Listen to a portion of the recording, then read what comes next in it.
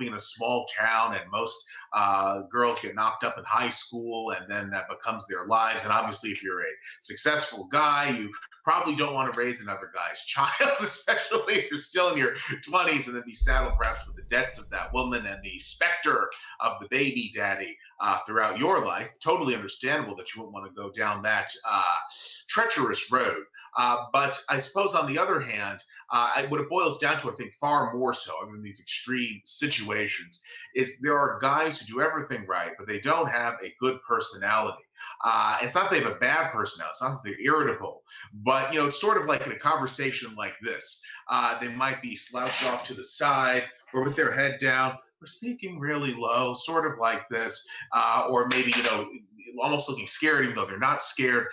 And women tend to pick up on these well, the voice is obviously a verbal cue, but the nonverbal cues they pick up on much better than men on average, insofar as I can tell.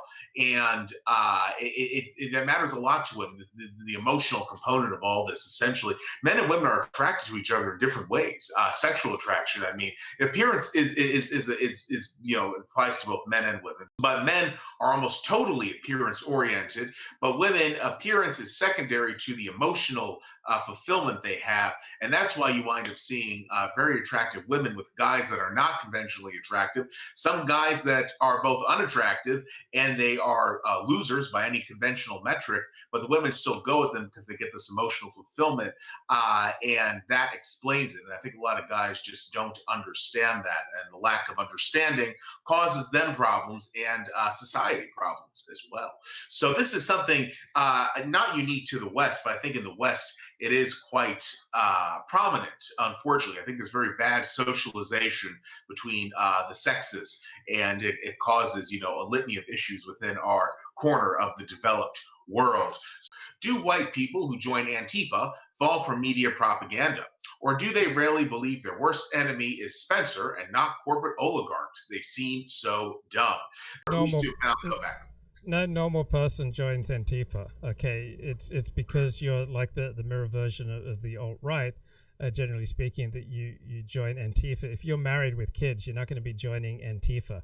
It's an exciting way to pursue your values. So it's not that these people so much are being propagandized by the news media, but they, being on the left, they will put a very high value on equality and other egalitarian approaches to life, and therefore they will want to do something dramatic. Young people like to do dramatic things. So if you don't have a wife and you don't have kids, you may well want to do something exciting. People like to be excited. People like to be passionate. And so Antifa is a way to be passionate and excited and to do something to further your values. And so it's not just that left and right see the world differently. They experience the world differently. So if you put a premium on the egalitarian approach to life, then and you're not encumbered, then Antifa is a very exciting outlet for your energies. And regarding the awkward guys that you're talking about, let's say these guys make over 6 figures a year,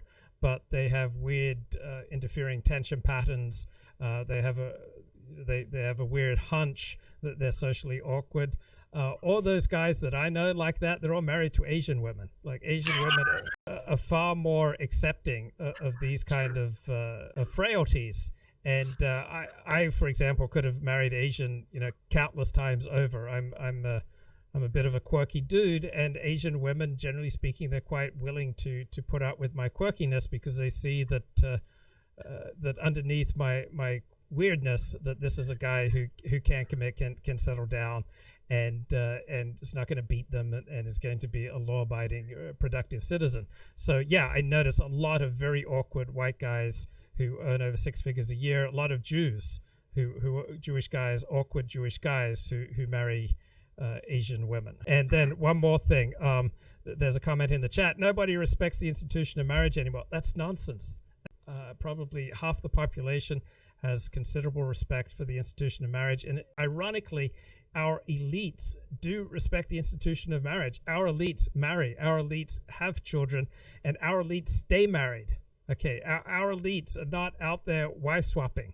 They're not pedophiles. They're not degenerates in the way they conduct their lives. The elite people I know on the left who are highly intelligent and who are flourishing in their careers, they're all pretty much married to the same woman.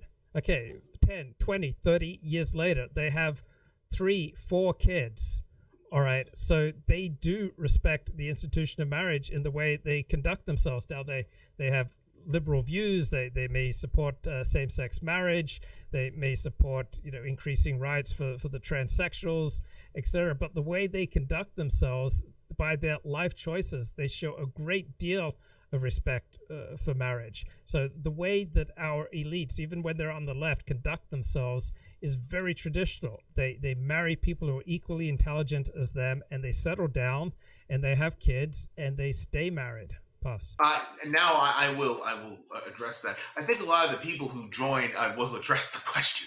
I think a lot of the people who join Antifa are just looking for something to believe in.